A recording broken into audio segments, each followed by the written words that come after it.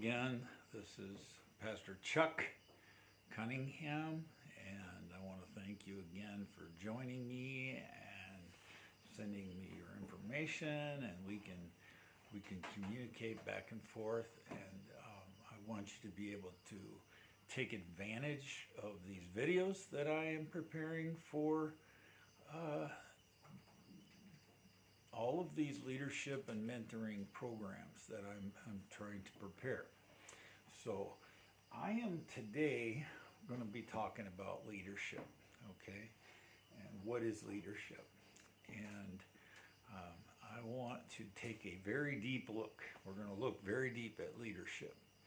And I looked up some stuff on the internet about this so that we'd be ready. So these are what the internet talks about, the types of styles of leadership. It says democratic leadership, autocratic leadership, laissez-faire leadership, strategic leadership, transformational leadership, transactional leadership, coach style leadership, and bureaucratic leadership. Now, I'm sure you can already tell I'm kind of the coach, mentoring, strategic leadership, and that is pretty much my style. I believe that well, when I was a Salvation Army officer, I quickly realized I couldn't do it all. I had my strengths and I had my weaknesses. My temperament style, okay, was sanguine choleric, exactly even, okay. So if you know what I'm talking about with those, all right, my sanguine choleric, and I have two other pieces. I'm also a thinker, and so you can say that I have this phlegmatic, particular phlegmatic style as well. But melancholy, I have one line in melancholy, I have basically one line in the phlegmatic, and all the rest was sanguine and choleric, and more sanguine, just slightly more sanguine than choleric. But getting to know my own temperaments, and I learned that from Tim LaHaye, I guess is how you say his name, and he has that book. But there are others. There are several books on the temperaments, but the oldest style is looking at those four areas and then figuring out, the blends of that. Okay, and I've taken the psychological ones that talk about temperaments and traits, and I've also looked at the stuff on job placement and all of that, and truthfully, so there are some natural leadership tendencies that come along with a choleric individual, very strong personality. The sanguine and the choleric both are more extrovert of the extroverts, where your melancholy and your phlegmatic are you're more introverts, okay?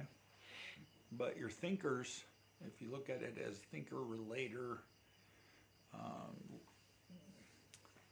more of a boss and other, you can look at it that way, and you'll find out that I've got one area relator, I got one area, big area of the thinker, because I do deep thinking and love to research and do that kind of stuff. But I am definitely an extrovert of the experts. I can move my mouth without engaging my ears very easily. And so the strengths are there. And all strengths, no matter what temperament you have, okay, all strengths can also be your greatest weakness. So your greatest strength can be your greatest weakness. And when I engage my mouth and don't engage my ears, that's how my greatest strength becomes my greatest weakness. Quick, just like that, it can change from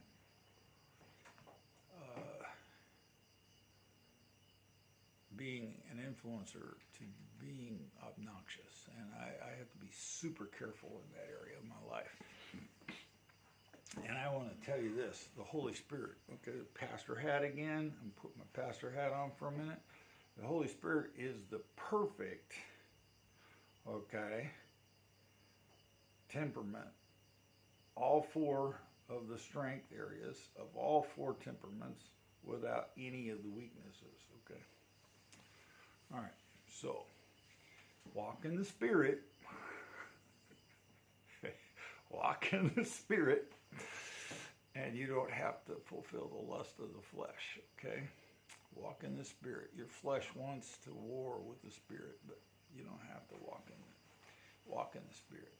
And you can take on some of the traits of the Holy Spirit in all four of your temperaments. And you'll find that certain times of your life you'll build one area stronger than the other, and you'll find out circumstances kind of guide how to look at, how this thing all fits together, okay? And so I want to say that temperaments, yes, temperaments are important, okay, and you need to know what they are. You know who you are and who the people around you are. And I challenge you to get some spiritual gift surveys, get the ones that are dealing with the psychological traits, get as much information about yourself as you can, and ask your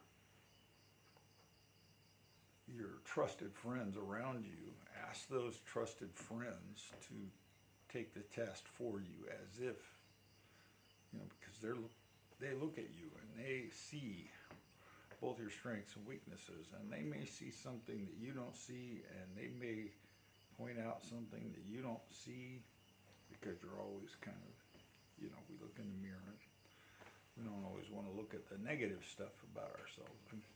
And the truth is, the truth is that our strengths, we work from our strengths, okay?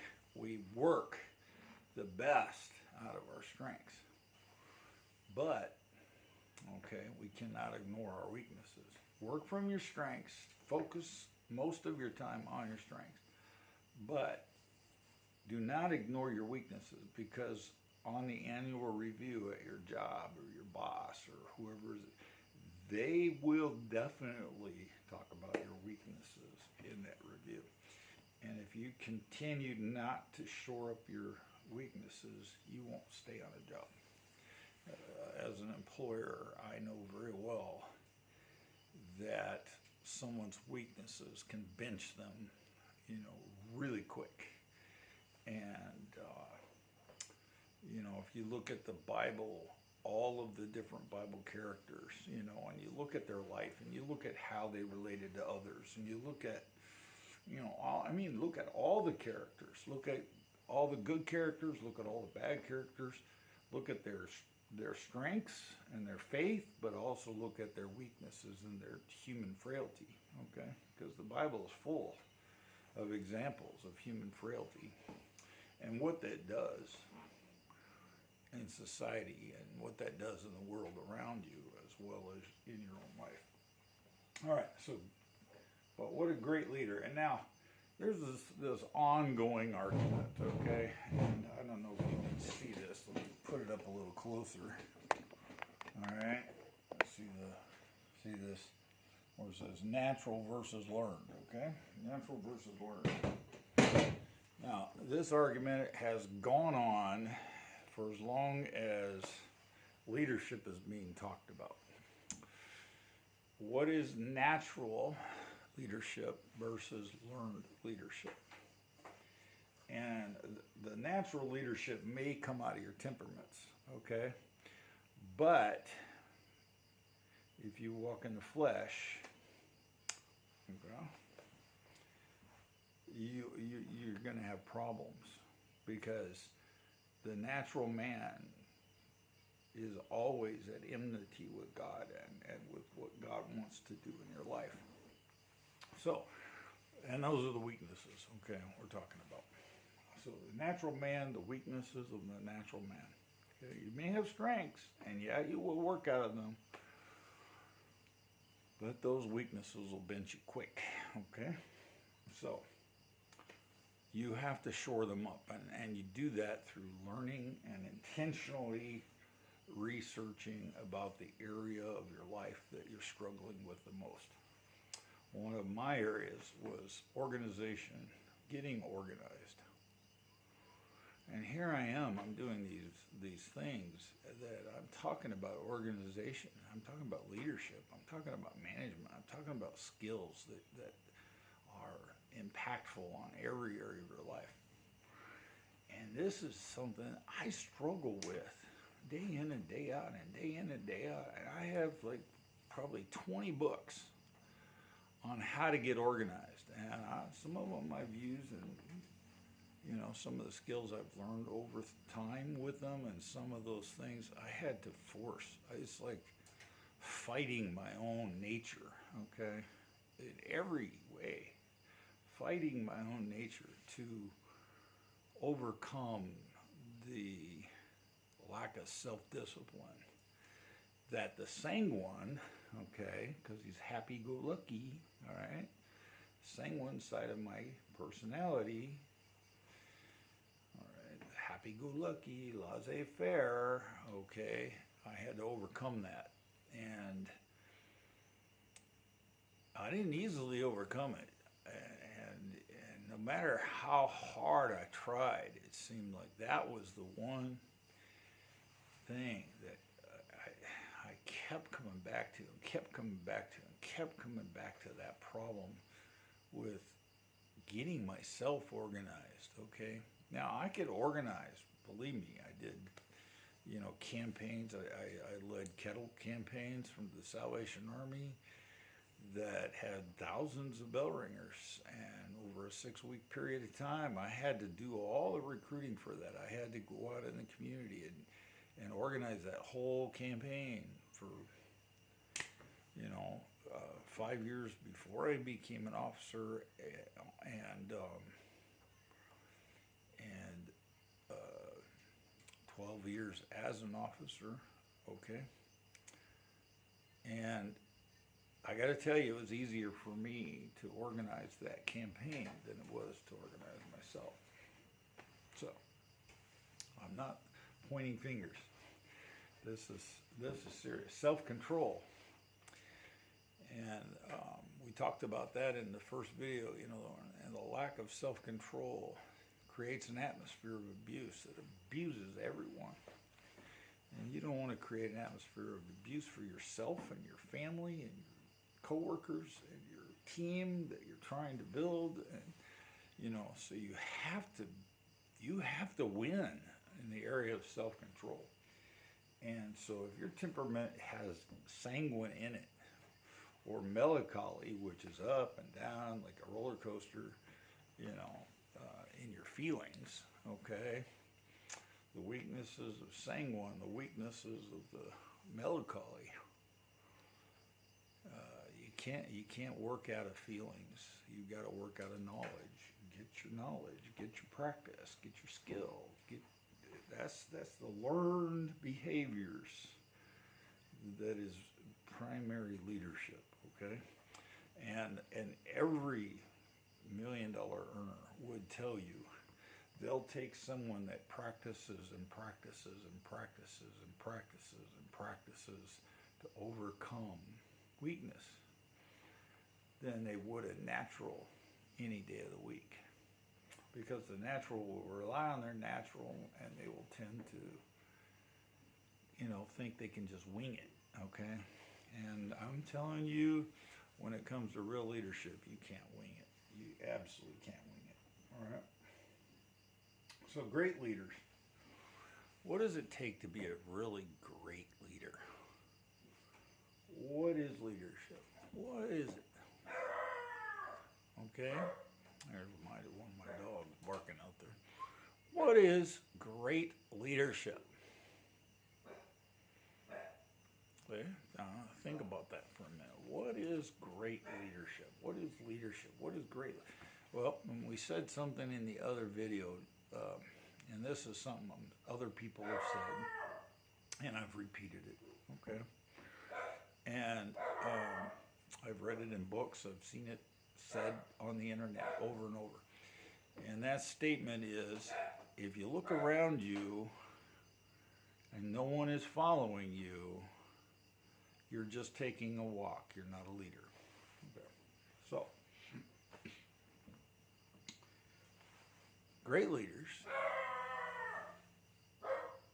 sure, they have temperaments, and they know their temperaments, and they've done the work to figure out what everybody around the table, what their temperaments are, and make sure, okay? Like for me, as an officer of the Salvation Army, okay, I had to intentionally find people that were exactly the opposite of me for the advisory board, for committees, okay, on the board, because here I'm the expert of the experts, but I got to have the listener. I've got to have sorry, my dog. I got to have the listener at the table. I got to have the introvert at the table. I got to have the person that is like a supply sergeant at the table. I got to have the person that can do the note taking at speeds, like, you know, I had to have people that could almost do stenography type level of speeds, so that the notes from the meeting were accurate. And so I went out and I intentionally recruited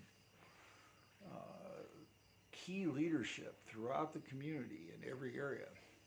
And I couldn't be everything to everyone, so I needed someone that was an expert in social work. I needed someone that was an expert at accounting. I needed someone that was an expert at this and an expert at that. And so you get these people to the table, and you realize some of these people were smarter than me by leaps and bounds at the time. I didn't have my master's degree at that time. I hadn't even finished my bachelor's degree until after I left the Salvation Army. So some of these people were really smart, and I had to realize these people are smarter than me. Let them do what they know how to do, and get out of their way. Give them the authorization to do it, and get out of their way. Now, you do have to check on them. You do have to, you know, because you don't want them to run roughshod over the whole organization. But you do have to let them work from what they know, and realize that they have skill, and you need them at the table, and you need them to do what they know how to do, and let them do it because they can. Okay, and so that's a skill to try to intentionally get people that are exactly the opposite of your personality, and get them to the table and listen to them, and intentionally give them permission to succeed. Okay, and then so leaders have some tendencies that are a given. Okay, leaders attract. All right, it's like the law of attraction. Okay, if you don't attract people around you, you can't be a leader. Okay, if you're not working in a team, you can't be a leader. If you're not bringing people to the table, you can't lead who's not there. Okay, so you have to have people. It has to be a team effort. It has to be mentoring and challenging each other and confronting each other. Okay, for strengths and weaknesses, and being willing to take, constructive criticism. Okay, so the law of attraction, getting the people that you need on your team, attract them to you. Okay, and so there's some natural charisma that a leader might have. Okay, natural charisma. Now, do you have to be an extrovert to be a leader? No, I've seen some of the greatest leaders who are really introvert, and while they're in a group and while they're on duty or whatever, they perform at this leadership level, and it's a learned behavior because this was their weakness. They don't like being in front of people per se, okay, but they learn it and they figure it out and they succeed at it and they get better and they get better, and so they begin to have this attraction to themselves and this charisma. Even the most introvert people can draw a ton of people. In fact, some of them are easier to draw people than others because they love to listen. Okay, a real introverted person will listen, and they will have a deeper level of compassion and understanding because they completely hear. Okay, they completely hear the conversation. They completely have good communication skills. Okay. Now, the choleric person who wants to be the boss, or it's almost a natural, intensive, driven thing for them to boss. Well, and then you've got the doer. Okay, the doer. You know what a doer is? A doer is the person that will go, get it done, get it done, get it done, get it done, get it done, get it done, get it done. And then you'll have the helpers, that love to help but don't want to lead it. Okay. And you need them at the table because you can't get much done if you don't have help. Okay? And so you got all these people. You get them to the table. All right? And leaders have to model. Okay? They have to model all the skills. They have to model learning. They have to model behaviors because people are watching. You model self-control. You model consistency. Okay? You model being in the game instead of checked out, okay? You model, all of the things we talked about, the 20 by 10. You model the recruiting. You model the sales. If you're selling products or services, you're modeling you're constantly doing these things in leadership, whether you're in sales or just a leader of a church or a nonprofit or whatever. Everybody you're still always selling something, even if it's selling yourself. Okay, your ideas, you're always selling something. All right, and then leaders will do mentoring, and mentoring will be a natural thing for a leader, because a real leader can't help themselves in this area. They once they learn something, they have to share it. It's almost like, are you kidding me? You wouldn't share this? Why? Okay, that's their idea, their thought behind their thought.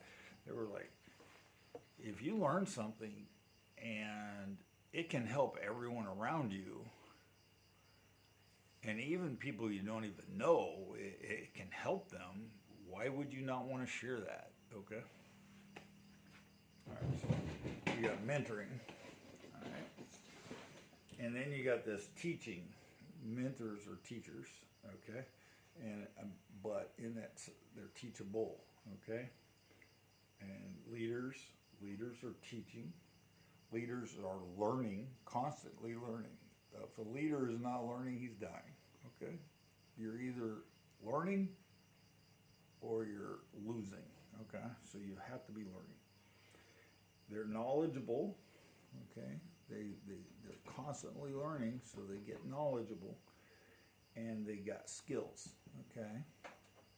Skills and abilities that are trained and practiced, trained and practiced, trained and practiced, trained and practiced. They learn it, they train in it, they practice it. They learn it, they train in it, they practice it. They learn it, they train in it, they practice it. And they're always trying to get better. Always trying to improve their the law of the lid, you know. John Maxwell and his whole gamut on leadership. And John Maxwell is an incredible speaker, public speaker. He has a lot of good stuff to say in his books, and I recommend them. Read through them, okay, and journal through them. At some point, you'll start seeing some of the same things said in different ways. All right. There was a book about it was more than 2 years ago. It was maybe 11 years ago. Okay. I read, I think it was right around 2010, probably. So it was about almost 11 years ago. Called The Leadership of Attila the Hun. Okay. Now that was an interesting leadership to look at. And so you have that. And when you're that, you have the choleric person, the colicky, okay, easily angered, that gets frustrated at yourself and at others. You have to be like so careful in that area of your life that you're not, you're not in an attitude of kill them all, let God sort it out. That's just crazy stuff, okay? You have to let people be people. And people are going to have strengths. People are going to have weaknesses. People are going to be, they're going to be all kinds of people. There's going to be people who have the democratic style, and I'm not talking about politics. I'm talking about the style of how they lead, okay? They look around the circle and they place themselves on the edge, and they lead democratically around the table. And I had to learn to do that as a Salvation Army officer, instead of trying to be the center of the spoke of the wheel, okay? I realized real quick that I wasn't the center of nothing, okay? And the truth is any good leader knows they're not the center of nothing, all right? Everyone at the table is part of the outer edge of what's happening, okay, including yourself. And so the 360-degree leadership book, and how easy that is to get you in big trouble if you try to apply that to people above you without their permission.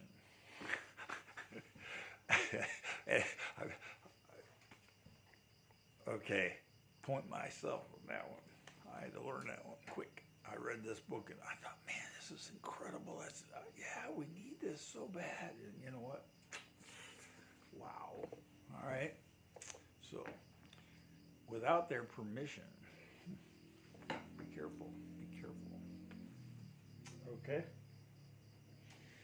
So, what great leaders do, they show up Monday through Friday. They serve. They have a servant's heart. Real good leaders, okay, the best leaders have this mentoring servant heart. Okay, they have kind of a pastor's heart. They care about people. They care about their lives. They care about their families. They care about their futures. They care about their their financial abilities. They care about every area of their life. This is a really a servant leadership. Without that deep compassion for people, you not make a leader. You gotta have compassion. You gotta have lines in the sand you will not cross when it comes to purity of your sexuality, okay? Because that'll destroy your organization quick, okay? So you have to have lines in the sand. Let me say the lines in the sand: moral, ethical, legal. Okay. You have lines in the sand that you draw when it comes to legal stuff. You're not going to do anything that's illegal. You're going to know the law with what is happening within your business culture, and you need to understand, and you're going to research that so that you don't break the law when it comes to business, and how to do business, and how to report on your finances to the IRS or to the tax, whatever tax authority from whatever country you live in. You want to pass the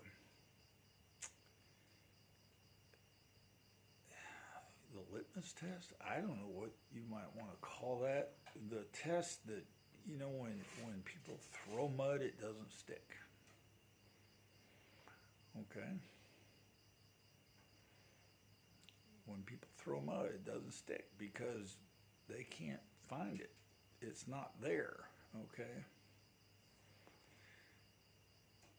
When you're dealing with people of the opposite sex or even same sex, you have to be so wise and careful. All right? And so there are the deadly sins when it comes to business, and you have to know what they are. And then Eric Weir, Eric Weir, GoPro network marketing. Okay, I recommend it. He has this thing called the 10 Deadly Sins of Network Marketing. Well, it applies to every kind of business. So, I'd recommend watching his trainings. He is really good. Of course, you're going to want with this trainings with Michael Price and the team that he has put together, and there are some free trainings involved in that if you have your lifetime membership or monthly membership to this system that I'm tied to, and you can learn a lot right there, okay? But don't stop, and also don't go on every wind that walks up, okay? You have winds that come and go and fly around in every direction, and a real leader is not going to jump ship and jump ship and jump ship and jump ship from one ship to the next ship to the next ship to the next ship. Now, I will tell you, Five things. Okay. You can do five things well. All right. Really, you can do three things great. You can do five things well. Okay. All right. So, number one, your relationship with you and God. Get that right. Okay. Make sure that's right, because everything else won't matter if that's not right. So get your relationship with God right. Number two, get your relationship with your family right. Okay. Love your wife, love your husband, love your kids, love your mom and dad, love your aunts and uncles, love your nephews and your nieces and your cousins and your brothers and sisters and your extended family, both your in-laws and your outlaws, okay? Love them. Sometimes you got to love them with your arm out and keep them out of your bubble, okay? Because there might be things that they do in their life, because people do make choices that you don't want them necessarily speaking into your life, okay? But you have to love them. Love them. All right? And there will be people that are in your family that you can get really close to, and then there's some that you have to love with an arm's length, okay? Because there's problems there, okay? And you're still their brother, their sister, their cousin, whatever, okay? Relationship that is. But it doesn't mean you have to be in their life every second. And your relationship may be Thanksgiving and Christmas. Maybe their birthdays and birthday card, okay? Christmas card, whatever. Okay? So, but your relationship with your family before your relationship with the church. And let me say that from the time that God had Adam and Eve in the garden until the time that he had the tabernacle in the wilderness was a few thousand years, 2,000 to 3,000 years in there, okay? And maybe more, all right? Possibly way more, we don't know. But the fact is, God created the family and the priesthood of the home first. And then the church, several thousand years after that. Okay. So, there's a point to that. Okay. Your family, God. Okay. Your family, then the church. Okay. Then you have five things well. You could do two things, maybe. Okay. Maybe you have a job and you're trying to set up your MLM network marketing business. Okay. And Eric Weir doesn't like us using MLM, but it's what it is. Okay. He doesn't like the idea of the multi-level marketing. I don't know why, because that's, people think of it when they think of the systems. Network marketing is what he wants us to call it. So, network marketing.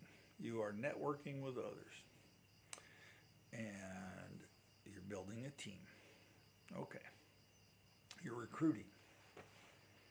You're leading.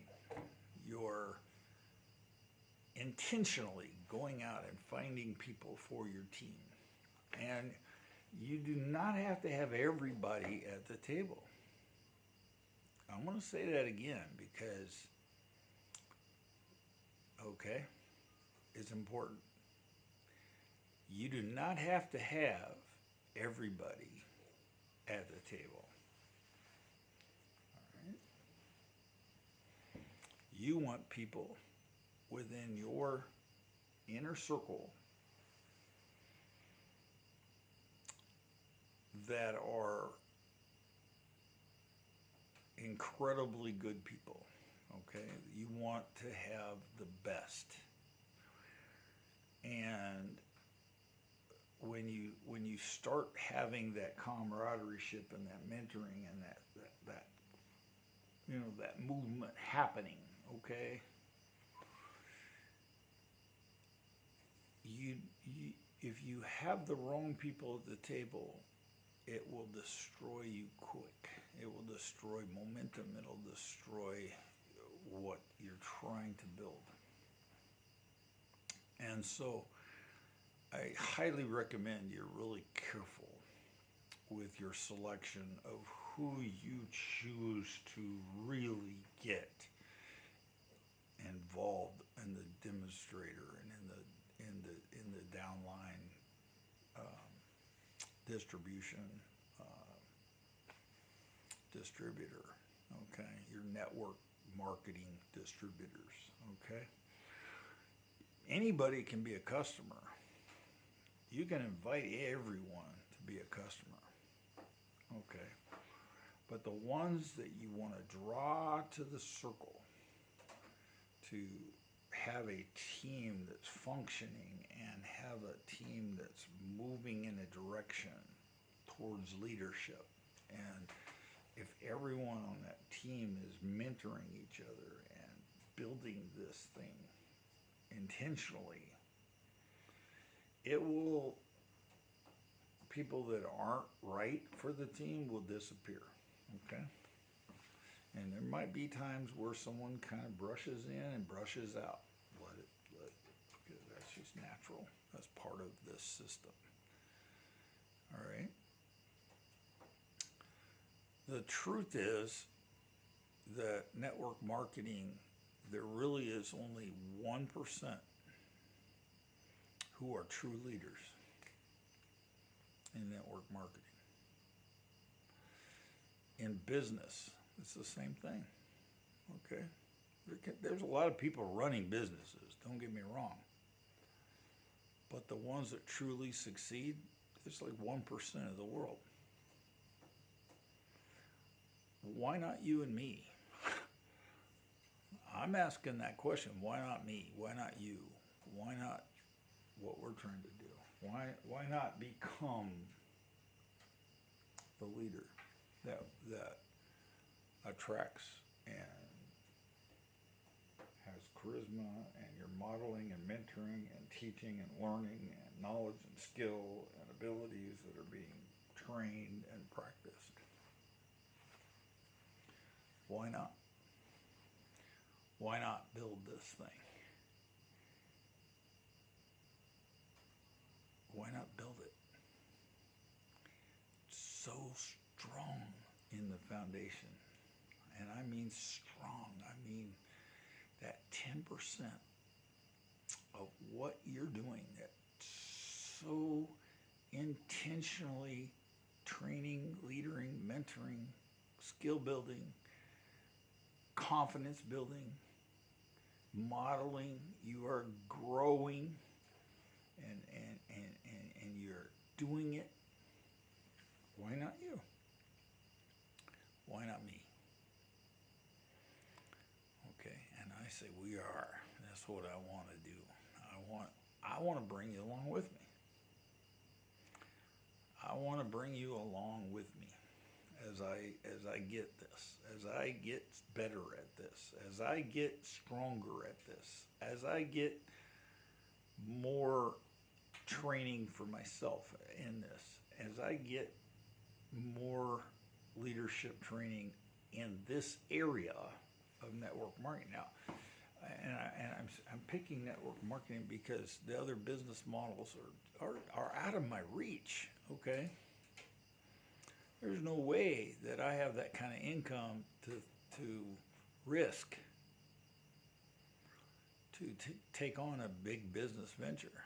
Okay, so network marketing is the way that I can do this.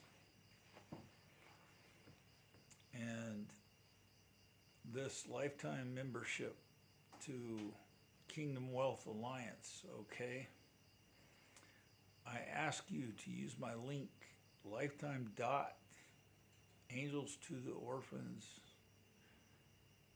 okay? It's http colon / lifetime.angels2theorphans.com. Use that link. Join the lifetime membership while it's still available, and it's only going to be available, as far as I know, till December 31st. That's what I've been told. Sorry, my dog. Use that link. Join for a lifetime. Oh my gosh, it's the best thing you can possibly do to help yourself with the online side of your business. It provides the website, it provides the emails for your business, it provides training for your sales funnels and your lead contact pages and your email campaigns. And there's training in there, there's mentoring happening between all of the different people on. There's people all around the world teaching each other stuff. Michael Price has put something together that he has been working on for 30 years, and the Lord gave him this to use for the kingdom, to try to build the kingdom. So I recommend you to do this. And it's like $997 to be a lifetime member. It is another $19.97 to have your website, okay, per year. So the lifetime part is all of the stuff with the Kingdom Wealth, but the actual domain you have to pay for once a year, because that's, you know, it's a separate system that's letting them do that. So the domain, and then you get unlimited emails for your business, which is amazing by itself, because, you know, I was paying like $10 a year for each email, plus I was paying like, the first year was not too bad. The first year was like 25 or something like that, and then I paid, I think, man, the second year was ridiculous. It was a lot, and then I had to pay for the website developer, and I think I spent, for my nonprofit, I spent easily $2,500 to $3,500 a year, okay, for just my website. And you know, I wasn't bringing enough income in through that, because you know the 2008 hit, and just some things, crazy things took place, and the whole world seemed to go crash and burn, you know, with the economy, and so there was some things that happened in my life. My wife of 34 years, she got cancer. She died. Okay, 12 years she suffered from cancer, and we dealt with that. And then it took a year for me to get my head back on and get my head straight. And then came to Thailand and started doing ministry here.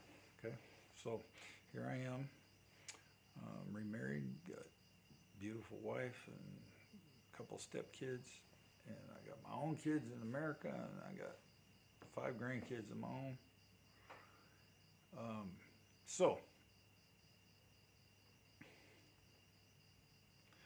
are you with this? Are you with me in this? Join that, okay? That Kingdom Wealth Alliance lifetime membership is really valuable. It's just the website development tools that they have and the training. Wow, okay? And once you have that, it's, you know, if you have some other web pages you want to copy and paste into the system, it's simple, you know, to do that. if you had hired your own website development person like I did in the past, you could grab those pages and bring them in, you know, and have one system running the whole thing. Why not? Why spend it twice, you know? Spend it once a year. You can have this system do it all for you. Why not? Okay. It's yours. And then, you know, you can do that. And then on top of all that, you get to give away vacation certificates to people who become your downline or who donate to your ministry or whatever you're using this funnel system for. You get to do that. That's, wow. It's incredible. Okay, so I recommend it highly. Again, that's http:// okay, lifetime.angelstotheorphans.com. Look that up. It's tied to your emails, okay, and your links underneath the video here and stuff, okay? So go there, get signed up, join it, and use it for your campaigns, because you know you're going to be making those phone calls. You're going to be wanting to send email campaigns. This is unlimited email campaigns tied to this thing.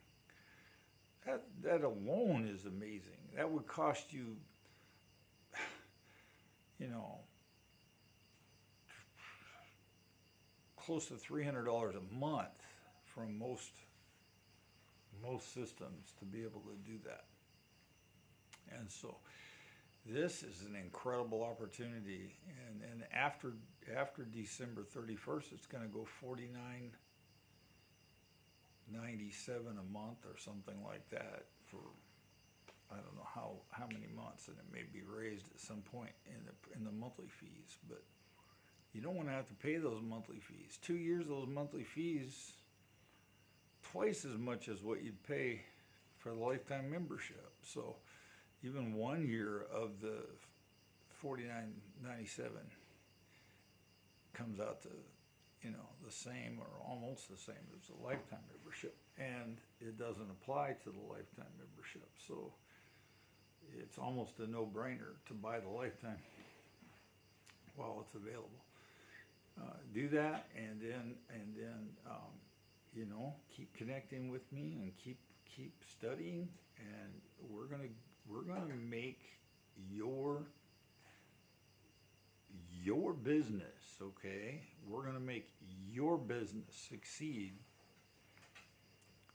because you're gonna be learning and you're gonna be challenging, and I want you to feed back to me too.